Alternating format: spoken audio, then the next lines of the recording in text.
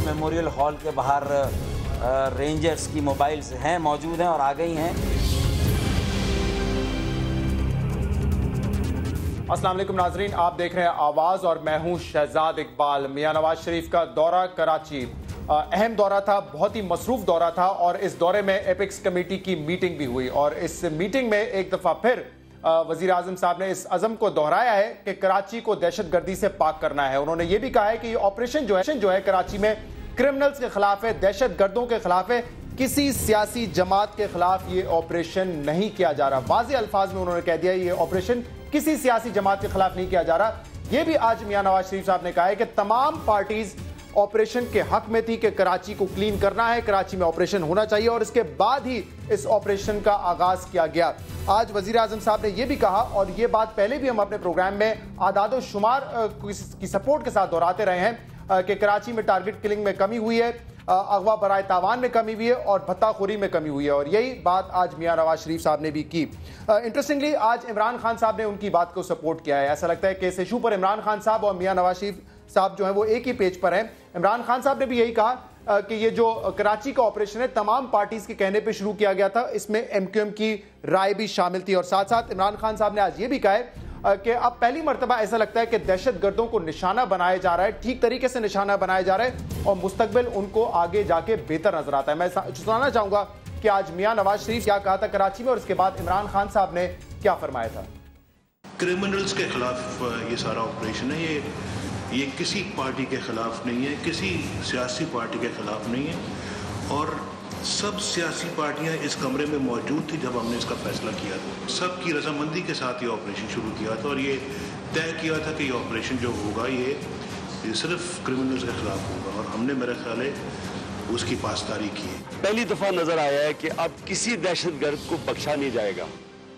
देखें, ये जो सारा MQM का सिलसिला है, हमें समझना चाहिए कि MQM ने खुद साइन किया था ऑल पार्टीज कॉन्फ्रेंस में कि किसी मुसल्ला ग्रुप, कोई दहशतगर्द जिस मर्जी पार्टी के साथ उसकी एफिलिएशन हो उसको छोड़ा नहीं जाएगा। आज इमरान खान साहब तो सपोर्ट कर रहे थे नवाज शरीफ साहब की इस बात को, लेकिन डॉक्टर फारूक सत्तार साहब की प्रेस कॉन्फ्रेंस से यह जाहिर हो गया कि MQM जो है वो इस दौरे से मुतमईन नहीं है। MQM के तहफ़्फ़ुज़ात अपनी जगह पर मौजूद है और MQM के रहनुमा फारूक सत्तार साहब ने यह भी कहा कि हमारे सवालात का जवाब नहीं दिया वजीर आजम साहब ने और एक तरफ हम ये भी देख रहे हैं कि मौलाना फजल रहमान के जरिए ये कोशिश की जा रही है कि MQM को वापस असेंबलीज में लाया जाए। आज फारूक सत्तार साहब ने यह भी कहा कि बेशक चौधरी निसार साहब कुछ भी कहते रहे -1 फार्मूले के हवाले से, लेकिन -1 फार्मूले पर काम हो रहा है। और मजीद क्या कहा था फारूक सत्तार साहब ने, मैं आपको सुनाना चाहूंगा। लेकिन अफसोस, सद अफसोस, वजीर आजम पाकिस्तान आज दौराए कराची पर हमारे उन सवालों का जवाब दिए बगैर रवाना हो गए। पार्लियामान में जाकर खाक किरदार अदा करेंगे जब हमारे उठाए हुए नुकात जो कि आईनी है, कानूनी है, उनका जवाब तो दे नहीं रहे और ऊपर ही ऊपर परवास करके चले गए कराची से। आप चौधरी निसार लाख ये कह दें कि कोई -1 का फार्मूला नहीं, लेकिन ये इस बात की दलील है ये -1 का फार्मूला है। जी, फारूक सत्तार साहब की गुफ्तगू आपने सुनी। जिस वक्त ये प्रेस कॉन्फ्रेंस हो रही थी उस वक्त रेंजर्स ने भी गश्त किया 90 के एतराफ में। इनिशियली शायद ये रिपोर्ट्स आई थी कि ये किसी किस्म का रेड है, रेड नहीं था, एक मामूली गश्त था जो रेंजर्स ने किया जिस वक्त ये प्रेस कॉन्फ्रेंस जारी थी। और इस प्रेस कॉन्फ्रेंस को खत्म करते वक्त फारूक सत्तार साहब ने यह कहा कि खुशीद मेमोरियल हॉल के बाहर इस वक्त जो है वो रेंजर्स आ चुकी है। आज CM साहब ने भी कुछ शिकवे किए हैं। CM साहब ने कहा है कि NAB और FIA जो कि वफाकी इदारे हैं ये सिंध हुकूमत को टारगेट कर रहे हैं, सिंध को निशाना बना रहे हैं और ये भी शिकवा किया कि सिर्फ सिंध में ही क्यों इन वफाकी इदारों की कार्रवाई हो रही है। इन तमाम इशूज पर प्रोग्राम में बात करेंगे। मुझे कुछ ही देर में स्टूडियोज में ज्वाइन करेंगे दानियाल अजीज साहब जो कि मेंबर नेशनल असेंबली है, PMLN से उनका ताल्लुक है और इसके अलावा कराची से हमें ज्वाइन करेंगे member national assembly Salman Baloch साहब, MQM से आपका ताल्लुक है। बहुत बहुत शुक्रिया सलमान साहब प्रोग्राम में हमें ज्वाइन करने के लिए। और साथ हमारे मौजूद हैं कराची से इमरान इस्माइल साहब जो कि पाकिस्तान तहरीक इंसाफ के रहनुमा हैं। आगाज आपसे करूंगा सलमान साहब, आज तमाम पार्टीज का हवाला दिया है मियां नवाज शरीफ साहब ने। उन्होंने कहा सब मुतमईन है, अवाम मुतमईन है, कराची की ऑपरेशन हो रहा है और इस ऑपरेशन को इसी तरह करेंगे हम, लेकिन आप लोग इस विजिट से भी सेटिस्फाई नहीं हुए हैं।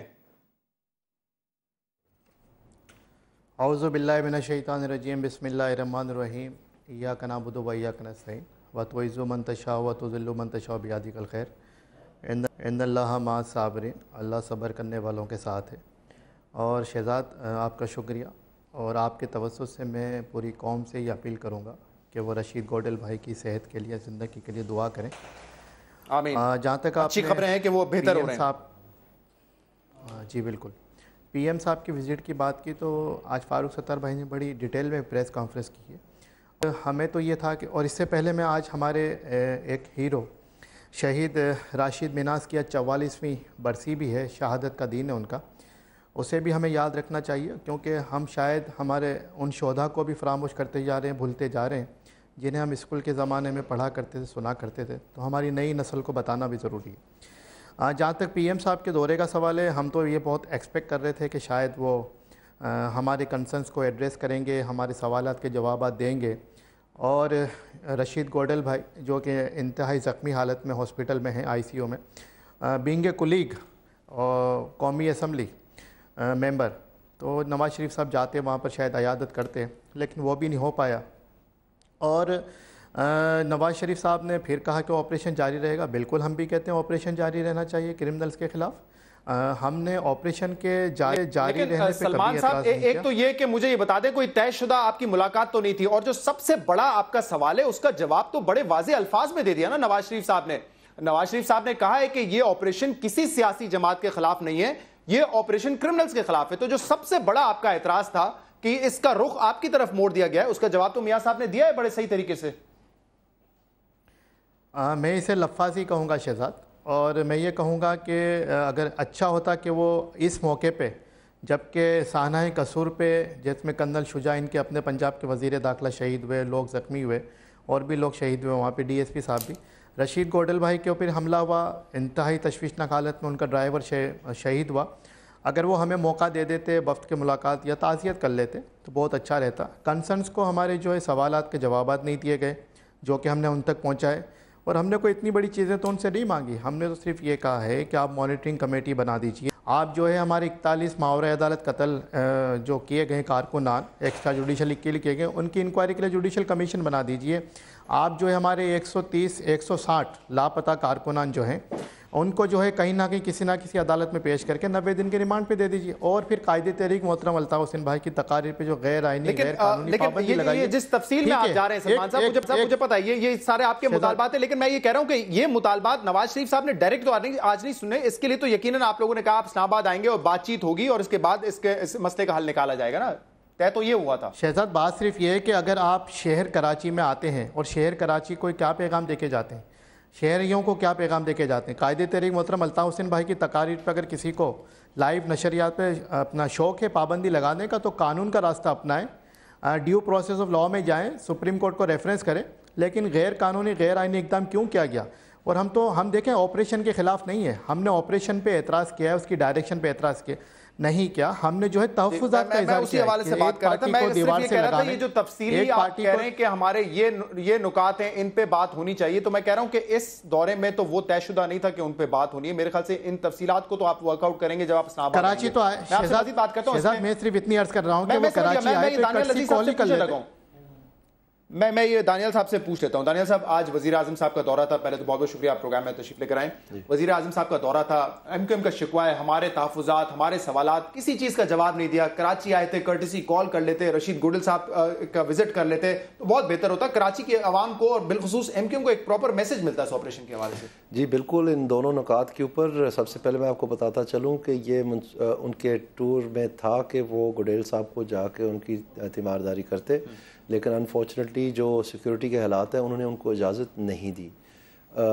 इसके साथ साथ मैं आपको बताता चलूँ कि ये जो मौका था उनका वहाँ जाने के लिए, जैसे कि आपको अच्छी तरह मालूम है, मौलाना फजल रहमान साहब गए थे, बाकायदा 9-0 सारी बातें सुनी, वापस आए, उन्होंने ब्रीफ़ किया प्राइम मिनिस्टर साहब को और सारी टीम को, और उसमें तमाम तफसीली नुकात जो हैं वो सामने है। अब जब उनको एक सालिस का किरदार दिया हुआ है तो ख़ुद ये उनको बीच में चले जाएं जो बात चल रही है, तो वो भी थोड़ा सा बराबर नहीं लगता कि जैसे कि उनको कहा जाए कि भाई आप नाकाफ़ी थे या क्या है। तो इस तरह से MQM ने ख़ुद ये बात कही कि उनके लीडरशिप और तमाम मेंबरान इस्लामाबाद तशरीफ़ ला रहे थे अगर गुडेल साहब को ये मसला ना हुआ होता।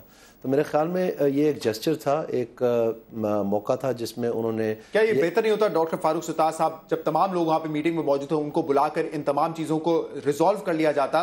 क्योंकि आपको पता है MQM एक बड़ा स्टेक होल्डर है कराची में, तो उनको मीटिंग से, मुझे पता है एपेक्स कमेटी की मीटिंग थी, उसमें चंद मेंबरान थे, लेकिन उनको बुलाकर अगर इस पर मीटिंग कर ली जाती तो क्या हर्ज होता इसमें? इसमें मैं आपके नाजरीन के लिए कुछ टेक्निकल मालूमात भी देना चाहता हूँ। जैसे कि आपको अच्छी तरह पता है जो रेंजर्स है और जो वहाँ पर ये सारी कार्रवाई हो रही है, इवन जो FC वहाँ पर तैनात है तकरीबन 3000 तक जो है जेल खाना जात के लिए और दूसरी चीज़ों के लिए, वो सब के सब एक प्रोविंशियल दरख्वास्त के ऊपर फेडरल गवर्नमेंट ने प्रोविंस के हवाले किए हुए हैं। और उनकी जो एपेक्स कमेटी है वो प्रोविंस की एपेक्स कमेटी है, चीफ मिनिस्टर साहब उनके टीम लीडर हैं, और उसमें अगर फेडरल गवर्नमेंट आकर मुदाखलत करती है तो आइनी तकाजे इस चीज़ का रास्ता जो है वो बजरिया इमरजेंसी देते हैं। तो इमरजेंसी तो नहीं लगाई हुई कि फेडरल गवर्नमेंट खुद अपने इख्तियार में ले ले चीज़ें। तो इसलिए मैं आपको कहना चाहता हूँ कि एक डेलिकेट बैलेंसिंग एक्ट है, लेकिन मेरे ज़ाती ख्याल में उनका वहाँ जाना ही ये सबसे बड़ा जो हर्डल है वो तो यही है। आज नवाज शरीफ साहब कह रहे हैं कि ये ऑपरेशन क्रिमिनल्स के खिलाफ है, MQM कहती है इसका रुख हमारी तरफ मोड़ दिया गया है। इसको कैसे रिजॉल्व करेंगे? इसको रिजॉल्व करने की सलाहियत या ताकत या मेरे ख्याल से रोल मौलाना फजल रहमान साहब का तो नहीं है जी। इसमें जो असेंबली से इस्तीफों की बात है उसकी इस वक्त बात हो रही है। जहां तक ऑपरेशन है वो तो MQM भी उसके हक में और पहले दिन से उसके साथ है, आज भी यही कह रहे हैं। वो कह रहे हैं हमारी तरफ मोड़ दिया, ये रुख मेन तो चीज को डायरेक्शन ही है। अगर आप मौका दें मुझे, उसमें जब कुछ लोग गिरफ्तार हुए और उनको प्रोसेस किया गया, कुछ लोग रिहा हो गए, कुछ लोगों को वाकईतन ये थे, तो MQM ने मुझे एग्जैक्ट उनके नाम इस वक्त याद नहीं है, लेकिन मुझे इसी तरह याद है कि 3-4 के साथ उन्होंने अपनी लातलकी का भी इजहार किया। हालांकि माजी में MQM वाले भी ये मानते हैं कि उनका ताल्लुक था सौलत मिर्जा जिनको फांसी हुई उस नहीं, वो वहाँ जो इस वक्त ऑपरेशन के दौरान वो तो जेल में थे, जो कराची के अंदर कुछ लोग गिरफ्तार हुए थे। मैं अगर रिकॉर्ड देखूं तो शायद मैं आपको बता भी दूं, लेकिन कहने का मकसद ये है कि ये समझने की बात है। इसको इस तरह पेश किया जा रहा है कि MQM कह रही है कि किसी तरह से भी ये ऑपरेशन जो है बंद हो। ऐसे नहीं, वो कह रहे हैं जो ट्रांसग्रेशन हुई हैं, जो वायलेशन वो महसूस करें तो उनके ऊपर बात बिल्कुल होनी चाहिए। लेकिन जो नहीं वो कर दिया था, उसके बाद उन्होंने खुद इस्लामाबाद तशरीफ लानी थी और मियाँ साहब तो प्राइम मिनिस्टर साहब तो नेचुरली वहां गए थे मामलात को। लेकिन आज फारूक सत्तार साहब ने यह कहा कि हमारी बात आज नहीं सुनी गई, तो क्या पार्लियामेंट में खाक हम अपना आके किरदार अदा करें? तो ये बात आज MQM को बुरी लगी। मैं जरा इमरान इस्माइल साहब से भी पॉइंट ऑफ व्यू ले लूं। इमरान इस्माइल साहब, किस हद तक आप एग्री करेंगे आज जो नवाज शरीफ साहब ने बात की है कि कराची में भत्ताखोरी कम हुई है, कराची में टारगेट किलिंग कम हुई है, कराची में अगवा बराए तावान कम हुआ है और इस ऑपरेशन को इसी तरीके से जारी रखा जाएगा, बल्कि शायद इसको मजीद तेज भी किया जाए? शुक्रिया शहजाद। आई मस्ट एडमिट कि हमारे जितने भी इख्तलाफात सियासी हों या नज़रियाती हों या कोई किसी और किस्म के इख्तलाफात हों, उसके बावजूद मैं ये बात एक्सेप्ट करने में मुझे कोई आर नहीं है कि कराची के अंदर टारगेट किलिंग कम हुई है, भत्ताखोरी कम हुई है, कराची में अमन आया है। कराची ने पहली बार ऐसी ईद देखी है जिस पे खून रेजी नहीं हुई। कराची ने पहली बार ऐसी ईद देखी जिसके अंदर घरों से ज़बरदस्ती फितरा लेकर नहीं गए। कराची पहली बार ऐसी बकरीद देखने जाएगा जिसमें खालें ज़बरदस्ती छीनने के लिए पर्चियाँ पहले से नहीं दी जाएंगी। अनफॉर्चुनेटली MQM के अंदर बहुत बड़ा एक ऐसा ये एक डेवलप हो गया था, जो भी इसको हम कहें, यूनिट कहें, सेक्टर कहें या व्हाटएवर, एक ऐसी चीज़ डेवलप हो गई थी जो इन चीज़ों के अंदर बहुत ज़्यादा इन्वॉल्व थी। शायद पहले इनके रहनुमाओं की या MQM की अपनी ईमा पर यह काम होता रहा हो, वो अपने लोगों से जो उनके MQM के सपोर्टर्स थे या MQM के वोटर्स थे या MQM के चाहने वाले थे, जो कि कराची में मौजूद हैं बड़ी तादाद में। ऐसा नहीं है कि MQM को कराची में कोई पसंद नहीं करता। MQM कराची की नुमाइंदा जमात रही है और MQM के अंदर वो लोग मौजूद हैं जो MQM, ज़ाहिर है कराची के अंदर वो लोग मौजूद हैं जो MQM को सपोर्ट भी करते हैं। लेकिन उससे आगे निकल के ये वहाँ तक पहुँचे कि जो MQM को सपोर्ट नहीं करता उसको तड़ियाँ धमकियाँ लगाई गई, फिर उनको घरों से उठाया गया, एक्सटॉर्शन की गई, पैसा ज़बरदस्ती लिया गया, डराया धमकाया गया, और उसके बाद वो बात बढ़ते बढ़ते यहाँ तक पहुँची कि कराची का कोई शख्स जो था वो MQM के उन शरपसंद अनासर से बच नहीं सका और ख़ुद MQM भी उनको कंट्रोल नहीं कर पाई उसके बाद। इसमें कोई दो राय नहीं है। हमारे पास कराची में बहुत सारी जमातें ऐसी हैं जिनके पास मिलिटेंट विंग्स मौजूद हैं, जिसमें बशमूल MQM भी उसमें शामिल है। कराची का अगर ऑपरेशन हम देखा जाए, जो रेंजर्स का ऑपरेशन है, मैं समझता हूँ कि रेंजर्स ने बड़ी जांफिशानी के साथ काम सर अंजाम दिया है। मुमकिन है कहीं उनसे गलती हुई हो, मुमकिन है कहीं उनसे कोई बेगुनाह को भी वो पकड़ कर ले गए और जेल में डाला हो, लेकिन मैं समझता हूं कि साहब मैं इस पे एक सवाल अगर यहीं पे कर लूं, आज जो रेंजर्स का गश्त था, क्योंकि मियां नवाज शरीफ साहब उस वक्त बस कराची से जा ही रहे थे और 9-0 के एतराफ में जो गश्त किया उस पर भी लोगों की दो राय हैं। कुछ कहते हैं कि शायद ये एक सिग्नल देने के लिए किया था क्योंकि कोई सियासी दबाव नहीं बर्दाश्त किया जाएगा। कुछ कहते हैं कि शायद ये जो है अगर गश्त आज ना होता और खासतौर पर उस वक्त जब प्रेस कॉन्फ्रेंस हो रही होती तो बेहतर था। आपका क्या ख्याल है इस पर? आप जब कह रहे हैं ना कि कुछ गलतियां शायद हुई हो, आप इसको गलती समझते हैं या आप समझते हैं ये एक मैसेज देना जरूरी था यहां पर? मुझे इल्म नहीं क्या स्ट्रेटेजिक प्लानिंग थी उनकी। उन्होंने अगर गश्त अपना किया है, क्यों किया है, क्या मैसेज देना चाह रहे थे, या वाकई वहाँ पे कोई थ्रेट फील कर रहे थे, किसी चीज़ को कर्व कर रहे थे, ये तो आप बेशक डीजी रेंजर साहब से पूछें। मैं रेंजर्स का तर्जुमान नहीं हूँ, मैं तो आपको सिर्फ ये बता रहा हूँ। आपने कहा था, आपका एक तज्जिया था कि कुछ गलतियां हुई, तो मैं उसमें आपसे जवाब चाह रहा था। ठीक है कैरी ऑन सर। नहीं, मैं नहीं बता सकता कि वो उन्होंने क्यों किया, कि उन्होंने वो मुमकिन है 9-0 के ऊपर कोई उनको ऐसी इतला हो कि 9-0 के ऊपर हमला होने वाला है, वो उसको प्रोटेक्शन दे रहे हो, मुझे नहीं पता। मुमकिन है उनको ये पता हो कि 9-0 से कुछ होने वाला है। सलमान साहब से पूछूं, सलमान साहब आपकी तरफ से भी ये कहा गया ये एक मामूल के मुताबिक का गश्त था और रेंजर्स की तरफ से भी यही कहा गया है, तो इसको इसी तरह लिया जाए कि एक गश्त था, कोई रेड वगैरह कुछ नहीं था 9-0 पे आज? देखें शहजाद, मैं तो ये इस बात का याद करूँगा कि जब रशीद गोडेल भाई का ये साना हुआ तो DG rangers major Bilal Akbar और कोर कमांडर कराची ने फारूक सत्तार भाई को कॉल की और अफसोस भी किया और ये अज़म भी किया कि इनके कातिलों को या इनके जो मुजरिमान हैं उनको कैफे किरदार तक पहुँचाया जाए, जिस पर हम उनका शुक्रिया भी अदा करते हैं। जहाँ तक आपने गश्त की बात की तो एक नॉर्मल रूटीन का गश्त था और ये तो पूरे कराची में होता है। और हो सकता है मैं इमरान इस्माइल भाई साहब की इस बात को सेकंड करूँ, उन्हें शायद ये इत्तला हो कि 9-0 पे कोई हमला होने वाला है या कोई ऐसी कोई थ्रेट है। बहरहाल वो एजेंसी है, एजेंसी का काम है, उनका काम है लॉ एंड ऑर्डर को प्रोटेक्ट करना, हमें कोई इससे परेशानी नहीं है। ठीक है, मैं ब्रेक में जाने से पहले इसी, क्योंकि मैं इस पे बात करूं, मैं आता हूं सलमान साहब, लेकिन इसी चीज पे मैं दानियाल अजीज साहब का भी पॉइंट ऑफ व्यू ले लूं। आज मियां साहब मौजूद थे कराची में और वो गए हैं और इसके बाद ये आज गश्त हुआ है, जिस वक्त फारूक सत्तार साहब भी कह रहे थे कि मियां साहब अगर अभी भी कराची में हो तो वो देख लें कि एक दफा फिर रेंजर्स जो है वो 9-0 के एतराफ में आ गई है। जी, इसमें रेंजर्स ज़रूर गई होगी और रेंजर्स का काम है गश्त करना, तो अगर 9-0 में को उनको थ्रेट आई इस तरह की बात है तो ये अनयूजुअल बात नहीं है, ये जाहिर नहीं है कि वो उसको पर्सनली ले लें मेरे ख्याल में, क्योंकि वो खुद एमक्यूएम में बार बार आपको ये बात इसरार कर रहा हूँ कि एमक्यूएम खुद कह रही है कि ये ऑपरेशन चलना चाहिए। वो कहीं नहीं, कोई मैसेज तो नहीं था कि कोई सियासी दबाव नहीं बर्दाश्त किया जाएगा, लेकिन मैं समझता हूँ बेहतर होता कि आज अगर आप पीपल पार्टी की सूबाई हुकूमत का कोई नुमाइंदा यहाँ पर होता ताकि वो आपको जवाब देते, क्योंकि मैं आपको बार बार कह रहा हूँ कि रेंजर्स जो ऑपरेशन कर रहे हैं वो प्रोविंशियल गवर्नमेंट के ताबे हैं। आप इसको समझें, क्योंकि प्रोविंशियल गवर्नमेंट ने तोसी की है 1 साल के लिए इनको मजीद इनका टेन्योर आगे बढ़ाने के लिए, तो एपेक्स कमेटी में भी प्रोविंशियल गवर्नमेंट है, तो प्रोविंशियल होम मिनिस्टर या प्रोविंशियल चीफ मिनिस्टर या उनका स्पोक्समैन वो इस बात का जवाब देना चाहिए। हमने पूरी कोशिश की थी कि उनको लें और उनको आगे हम कोशिश करते हैं कि टेलीफोन लाइन पे ही लें, क्योंकि आज चीफ मिनिस्टर साहब ने अपने भी शिकवे किए, जैसे मैंने इंट्रोडक्शन में बताया कि उन्होंने एतराज किया है कि वफाकी एजेंसीज सिंध को टारगेट कर रही हैं। लेकिन मेरे पास एक और अहम खबर है जो कि ब्रेक के बाद में देने जाऊंगा। बड़ा शोर मचाते हैं सिंध हुकूमत के लोग के एफआईए और नैब ये क्या कर रही है, एंटी करप्शन डिपार्टमेंट को ये काम करना चाहिए। तो एक करप्शन की कहानी जो आपसे कुछ देर पहले सामान्य ब्रेक की थी मैं दोहराऊंगा इस प्रोग्राम में, और बड़ी अहम कहानी है, मैं सुनाऊंगा आपको एक ब्रेक के बाद।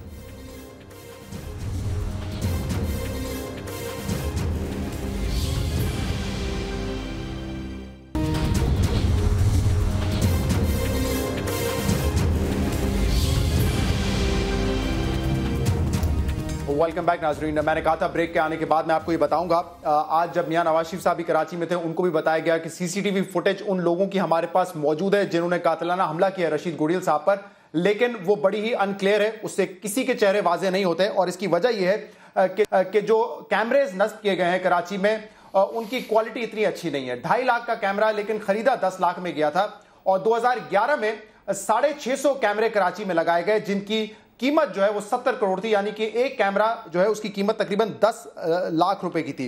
और यही कैमरे जो कि अच्छी क्वालिटी के नहीं थे, जिनसे कोई चीज वाजे नहीं होती, उसी कंपनी को 2015 में फिर कॉन्ट्रैक्ट दिया गया आईजी सिंध गुलाम हैदर जमाली साहब के अंडर। और यह भी कुछ देर पहले हमने ब्रेक किया था कि वो कॉन्ट्रैक्ट जो कि 90 करोड़ में जाना चाहिए था 170 करोड़ में गया था। और अगर इस तरह की करप्शन की कहानियां हैं तो फिर नैब और एफआई अगर एक्टिव नहीं होगा तो कौन होगा, इस पर मैं चाहूंगा कि पीपल्स पार्टी का पॉइंट ऑफ व्यू जरूर लूं। लेकिन दानियाल अजीज साहब, ये -1 का क्या फॉर्मूला है? मतलब ये कोई केमिस्ट्री की किताब में तो नहीं है, माइनस अल्ताफ हुसैन फॉर्मूला क्या है? आज भी फारूक सत्तार साहब कहते हैं इस पर अमल हो रहा है। पता नहीं जी कैसा अमल हो रहा है, हमें तो ये पता चला है कि -1 होते हैं माइनस ऑल ही हो गया, वो सारे इस्तीफे देंगे। तो अब अल्लाह जानता है कि -1 है या माइनस ऑल है। मैं तो ये समझता हूँ कि ये मफरूज़ों के ऊपर बात नहीं होनी चाहिए। देखें क्लियरली जो पार्लियामेंट में किरदार है हर जमात का, वो पाकिस्तान मुस्लिम लीग नून और अपोजिशन की तमाम जमातें चाहती हैं कि वो अपना किरदार करें, लेकिन ये नहीं हो सकता कि उसकी आड़ में आप समझें कि इस तरह की एक लाइसेंस मिल जाए कि आप जो मर्जी करते फिरें। सो आई थिंक आपके ख्याल में क्यों वो लाइसेंस मांग रही है आपसे? नहीं, मैं समझता हूँ कि माजी की कुछ तलक हकायक हैं जिनको नज़रअंदाज नहीं करना चाहिए। MQM भी नहीं करती, और उसमें दोनों तरफ से अगर वो कहते हैं कि हमारे लोग शहीद हुए हैं, तो अगर वो कह रहे हैं जिस तरीके से अल्ताफ हुसैन साहब की लाइव तकारीर को बैन किया गया है गैर कानूनी तौर पे, इससे ये वाजे हो जाता है कि -1 फॉर्मूला है। मुझे ये भी दिन याद है जी कि जब अल्ताफ हुसैन साहब तकरीर करते थे तो तमाम चैनल्स के ऊपर 9 बजे का खबरनामा, उस वक्त जल्जला आया हुआ था, उसकी खबर हर चीज़ ख़त्म करके तो तमाम चैनल्स वो दिखाते गए 1.5-2 घंटे के लिए। तो वो भी दिन हमने देखे हैं, लेकिन इसका मतलब ये नहीं है कि 2 wrongs मेक अ राइट। अगर वो गैर कानूनी है तो अदालतों के दरवाजे खुले हैं, उनको बिल्कुल उसके लिए मूव करना चाहिए, और वो अगर समझते हैं कि गलत हो रहा है तो उसके ऊपर वो अपना इक़दाम लें, पार्लियामेंट में आके लें, बताएं, पॉइंट ऑफ ऑर्डर के ऊपर अपनी चीज़ पेश करें, हाउस की कमेटी के पास लेके जाएं, तरीके इस्तकाक दें कि ये हमारे पॉलिटिकल सियासी लीडर हैं, इनकी चीज़ों के सिस्टम के अंदर है कि करने, क्यों आप तोड़ना चाहते हैं सिस्टम? सलमान साहब, आज फारूक सत्तार साहब कह रहे थे, चौधरी निसार साहब जो भी कहते रहे, लेकिन -1 फॉर्मूला है जिसपे इंप्लीमेंट भी किया जा रहा है। दानियल अजीज साहब ने तो जवाब दे दिया कि अगर सिर्फ तकारीर की बात है तो ये वक्त भी हमने देखा है जब तकारीर घंटों तक दिखाई जाती थी अल्ताफ हुसैन साहब की। मैं 2 मिनट लूँगा शहजाद आपके। देखें, बहुत कोशिश की गई कि माइनस अल्ताफ हुसैन करके MQM को जो है वो फ्रंट पे लाया जाए, लेकिन मैं आपको एक बात बताऊं कि अल्ताफ हुसैन भाई की क़यादत में तमाम MNAs MPs सेनेटर्स ने यकदम और सडनली और एक साथ अपने रिज़ाइन करके ये बात साबित कर दी कि हमारा कायद और बानी और हमारा लीडर अल्ताफ हुसैन ही है, और वही MQM है, अल्ताफ हुसैन ही MQM है। MQM का दूसरा नाम अल्ताफ हुसैन है। और ये हमारे इस्तीफ़े उस तरह नहीं थे कि जब धरने से जो है खान साहब जो है कहते रहे अपने MNAs को इस्तीफ़े दे दो, इस्तीफ़े दे दो, अगर जिस MNA ने इस्तीफ़ा नहीं दिया उसको पार्टी से निकाल दूंगा। तो हमने इस बात को साबित किया है तमाम MNAs MPs ने, सेनेटर्स ने, कि क़यादत के साथ जो अपने कारकुनान या जो सेनेटर MNA MP जुड़े होते हैं वो इस तरह होते हैं। दूसरा, कल रात एक निजी चैनल से अल्ताफ हुसैन भाई का एक प्रोग्राम नशर होना था, पूरा जोर लगा लिया निजी चैनल ने, लेकिन उसको नहीं होने दिया गया। तो इस बात से इस बात को तक़वियत मिलती है शहजाद के कल जो वज़ीर दाखिला ने भी इस बात को डिनाई कि हमें नहीं पता -1 फार्मूला क्या है, लेकिन किसी ना किसी ने तो उस प्रोग्राम को नशर होने से रोका। ये कह रहे हैं दानियल साहब, बात उसकी फिर वजाहत पेश करें, क्या हो रहा है, कौन कर रहा है, कौन उसके पीछे है, कौन ये साजिश कर रहा है? शहजाद प्लीज मुझे कंप्लीट कर लें, बात दानियल साहब को ले लें। जी मैं कंप्लीट कर लूं। देखिए, इस बात को तकलीफ आपसे ही पूछ रहा हूं, उनको नहीं ले रहा हूं। जब लोग इस बात में नाकाम हो गए कि MQM में ग्रुप बंदी कर दें, MQM में कोई धड़ा बना दें, तो उन्होंने अब इस फार्मूले पे अमल कर दिया है कि माइनस अल्ताफ हुसैन करके MQM को चलाएं। तो मैं ये समझता हूँ दीवाने का ख्वाब साबित होगा। फिर प्लस जो PTI के मेरे भाई ने बात की यहाँ पे, PTI के हवाले से तो हम समझ सकते हैं कि PTI में तो खुद टूट फूट का शिकार हो गई है। जस्टिस वजीहुद्दीन ने नाराज लोगों के साथ एक ग्रुप बना दिया है। अगर वो ये ख्वाहिश रखते हैं कि MQM की तरफ मामला डाइवर्ट करके हम अपनी अंदरूनी पॉलिटिक्स को बचा लेंगे, तो ऐसा नहीं होगा। अब मैं आपको बताऊं कि जी मियाँ साहब आज कराची आए, बिल्कुल आए। कसूर का जो इतना बड़ा साना हुआ, उनका पंजाब का वजीर दाखिला उसमें शहीद हो गया और भी लोग शहीद हुए, मुझे बड़ा अफसोस हुआ। आज उन्होंने जो है उनके बेटे को फ़ोन करके ताज़ियत की, और आज एक खबर और चली है कि जो मास्टरमाइंड है कसूर के या अटक के साने का, उसके जो मास्टरमाइंड शोएब है, वो जो उसका जो घर था वो राना सनाउल्लाह के घर के सामने था, आबा इलाके में। शोएब चीमा जो है वो पड़ोसी निकले जी, आप सही कह रहे हैं। चीजों को खुरा किस तरफ निकल रहा है मेरे भाई, ये भी देखें किसके कनेक्शन है राना सनाउल्लाह की जमातों के रहनुमाओं के साथ। मैं इस पे बात करता हूं कि फिर तो ऑपरेशन की जरूरत जो है वो कसूर पंजाब में जो दहशतगर्दों के ठिकाने हैं उनको तबाह करने की बजाय, उनको खत्म करने की बजाय कराची में आके MQM की तरफ नस्ले को डालेंगे। MQM तो चाहती है कि ऑपरेशन हो, क्रिमिनल का खात्मा हो। ठीक है, मैं इस पे जवाब ले लेता हूं। आपने वैलिड पॉइंट रेज किया, मैं सलमान साहब इस पे जवाब ले लेता हूं। लेकिन पहले इमरान इस्माइल साहब मुझे ये बताएं कि क्या आपकी पार्टी की ये ख्वाहिश है कि -1 हो जाए, क्योंकि अल्ताफ हुसैन साहब के खिलाफ आप भी लंदन तक जाके पहुंचे हैं एहतजाज करने के लिए, और दूसरा जो रीजंस दिए हैं बहुत सारे 19 नुकात जो दिए थे उसमें यह भी था कि रेंजर्स जो है वो तहरीक इंसाफ की पॉलिटिकल एक्टिविटीज को सपोर्ट करती है। तो अभी भी हालिया दौर में आपने इलेक्शन भी लड़ा है, किसी किस्म की सपोर्ट आपको? शहजाद, वो तो जो इलेक्शन मैंने लड़ा था वो तो सारे मीडिया ने दिखाया, और वो आपने भी देखा किसने किसको कितना सपोर्ट किया। मेरे पास तो कोई सपोर्ट नहीं थी, मैं तो अकेला वहाँ नेता खड़ा हुआ था, कोई मेरे साथ सपोर्ट नहीं थी। मेरे सामने वो कैंप्स जलाए गए करीमाबाद के, उस पर भी रेंजर सामने खड़ी हुई थी, मैं आवाज़ें देता रहा, कोई नहीं आया वहाँ से। हमने तो शिकायत की रेंजर से जाके कि जी आप ये कर क्या रहे हैं, आपके वहाँ गाड़ियाँ खड़ी होती हैं, यू डोंट मूव। हमने तो उनसे शिकायत की, लेकिन हम अपने मुल्क की कौमी जो हमारी लॉ इन्फोर्समेंट एजेंसीज़ हैं, मैं उनके ख़िलाफ़ नहीं जा सकता, मेरी मजबूरी है। मैं मोहब्बत करता हूँ अपने वतन से, मैं मोहब्बत करता हूँ अपने वतन की उन लोगों से जो हमारे वतन की हिफाजत करते हैं। चाहे उनके साथ हमारी आपस की टिफ हो, थोड़ी बहुत ज़ाती आपस में हो जाए, हम लड़ सकते हैं, मर सकते हैं, सब कर सकते हैं। मैं उनके ख़िलाफ़ हिंदुस्तान को आवाज़ नहीं दे सकता मदद के लिए, मैं उनके ख़िलाफ़ रॉ से पैसा नहीं ले सकता। ये सारी चीज़ें MQM में हुई हैं। और ये जो आप बात करें -1 फार्मूला, हमें कोई ज़रूरत नहीं है -1 फार्मूला की। अल्ताफ़ हुसैन साहब को अल्लाह ज़िंदगी दे, वो MQM की क़यादत करते रहें। सलमान बलोच साहब जैसे लोग जो हैं वो ज़रूर अल्ताफ़ हुसैन साहब को फॉलो करते रहें। इनकी मर्ज़ी जैसे MQM को चलाना चाहते हैं चलाएं, इनकी पार्टी है। लेकिन खुदा के वास्ते मेरा मुहिब वतनी जो है वो उसकी जो एक एसेंस है वो आपके टॉप लीडरशिप में से जाती नज़र आ रही है, उसको रोकें।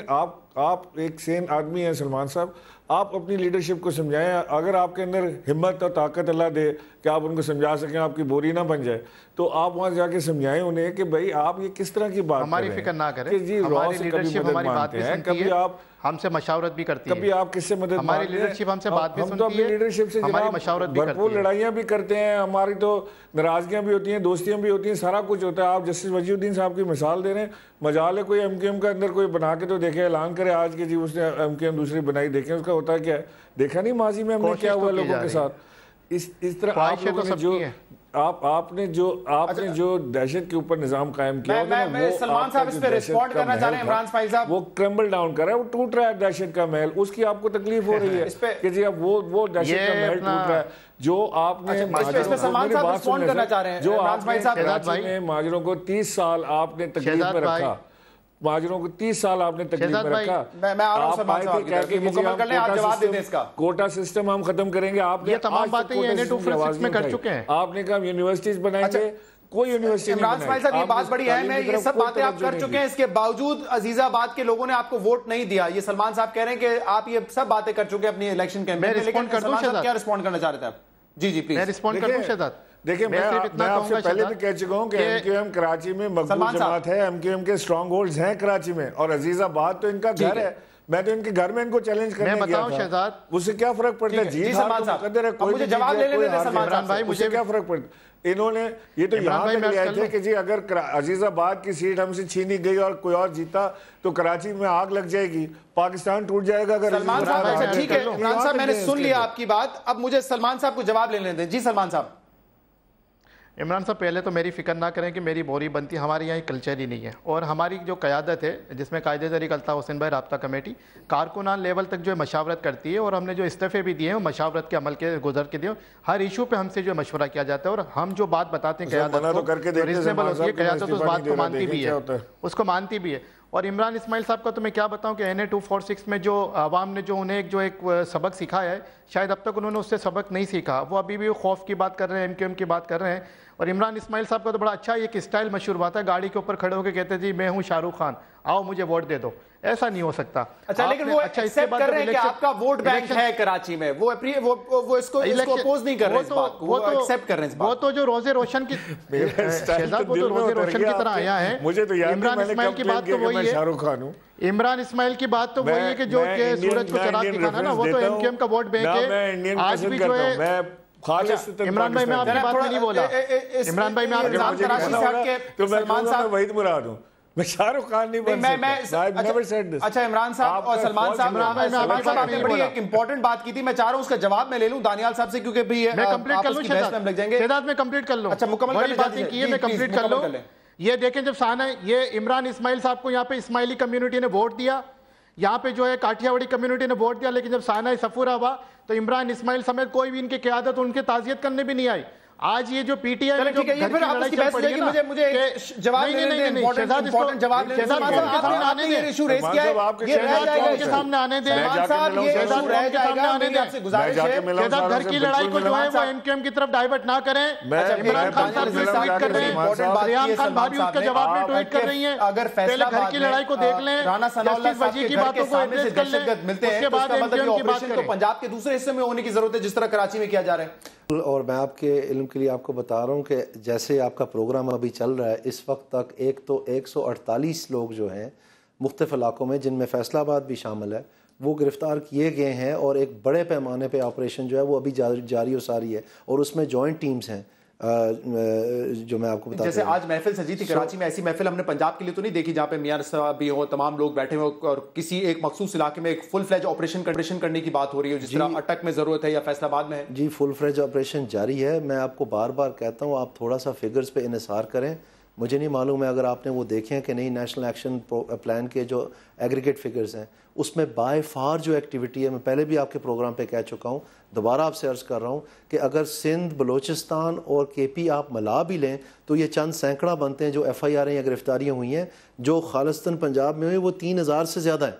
तो आपको ये काइंडली समझना चाहिए कि पाकिस्तान के सबसे बड़े पैमाने पे जो ऑपरेशन चल रहा है वो पंजाब में चल रहा है। तकलीफ हुई है पंजाब में, तो होम मिनिस्टर के साथ ये अंजाम हमने देखा। अफसोसनाक की बात है कि राना सनाउल्लाह के घर के सामने इतने दिन तक वो मौजूद रहे और फिर अटक में आपकी के होम मिनिस्टर को उन्होंने देखें जी, ऐसे तो बहुत सारे लोग जो हैं अभी सानिया सफूरा जो हुआ उसमें इतफाक हुआ कि एक थाने में से एक लोगों ने एक उनको लीड मिली तो वो लोग उन्होंने पकड़ लिए। पार्टी में से लोग लगा रहे थे, आप शेरी साहब के वालिद ने किसी के घर के सामने वो कोई पार्टी का हेडक्वार्टर नहीं था। आप प्लीज ऐसे कंपैरिजन ना करें।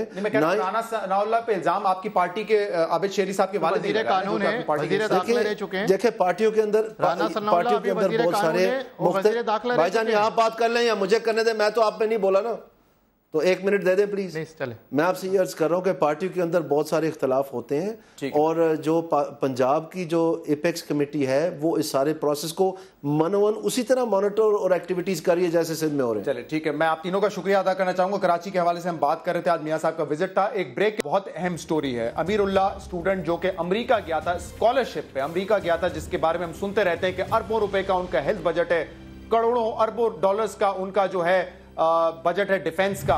लेकिन अमीरुल्लाह के साथ क्या हुआ जब वो US गया अपने स्कॉलरशिप वीजा पर, इस कहानी को मैं सुनाऊंगा एक ब्रेक के बाद।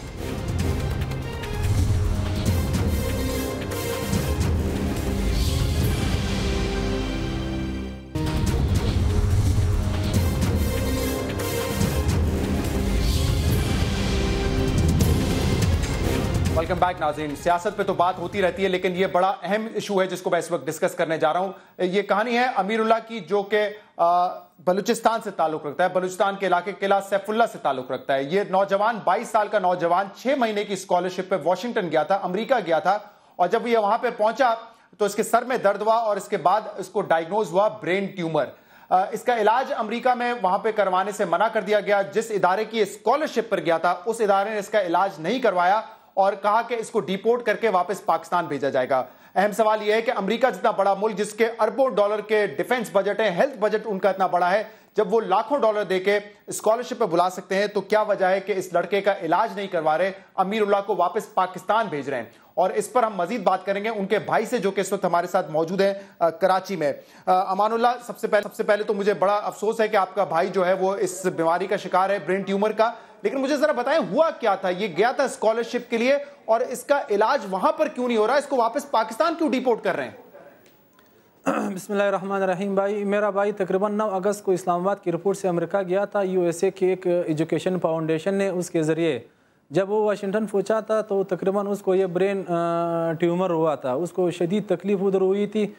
फिर जो प्रोग्राम वाले उनको अपने पास लेके गए तो उनको बता रहे थे कि हम आपको डिपोर्ट करेंगे वापस पाकिस्तान, मगर लेकिन अमीरुल्लाह के लिए एक मसीहा उधरी बन गया। डॉक्टर तारिक साहब एक हमारे पाकिस्तानी डॉक्टर है, तो वो प्रोग्राम वाले के पास आ गए थे कि ये तो इसकी ये हालत नहीं कि आप इनको पाकिस्तान डिपोर्ट कर ले। फिर उन्होंने वाशिंगटन में अमीरुल्लाह को एक सब अर्बल हॉस्पिटल है उसमें एडमिट कराया था, उसका तकरीबन थोड़ा इलाज किया था।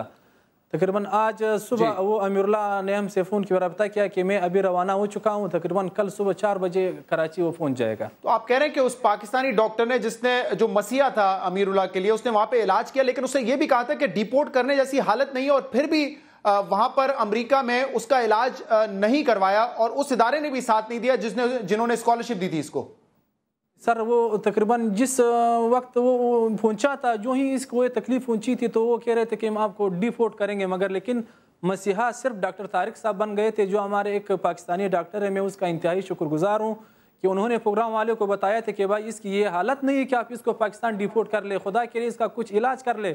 फिर तकरीबन 3-4 दिन उधर वाशिंगटन के एक हॉस्पिटल में रहे। तकरीबन अभी वो कुछ उसकी सेहत बेहतर हो गई है, तो उसको अभी डिपोर्ट किया गया है। तकरीबन कल सुबह 4 बजे इधर। और वहां पे पाकिस्तानी एम्बेसी ने भी कोई मदद नहीं की उस इदारे से राब्ता करने की कि आप लोगों ने इस लड़के को स्कॉलरशिप पे बुलवाया है, ठीक है, लेकिन इस वक्त इसको इलाज की जरूरत है क्योंकि ब्रेन ट्यूमर कोई छोटी बीमारी नहीं। और आप खुद कह रहे हैं कि वहां पे जो डॉक्टर्स थे उन्होंने भी कहा कि इसका इलाज जरूरी है, इसको डिपोर्ट नहीं किया जा सकता। फिर भी पाकिस्तानी एम्बेसी ने भी कुछ नहीं किया इस हवाले से। नहीं सर, मैं इस हवाले से एक बात कहूंगा, सोशल मीडिया पर जब ये बात चली अमीरुल्लाह की मतलब एक अनोखी दास्तान थी, तो हमारे बलूचिस्तान के चीफ सेक्रेटरी सैफुल्लाह चट्टा साहब ने इसका नोटिस लिया। मैं उसका इंतहाई शुक्रगुजार हूँ। फिर मेरे ख्याल में एक मरासला हमारे सफारत खाने को भी भेजी थी, मगर लेकिन जब अमीरुल्लाह के आने की प्रोग्राम कंफर्म हो गई, उसको टिकट मिल गए।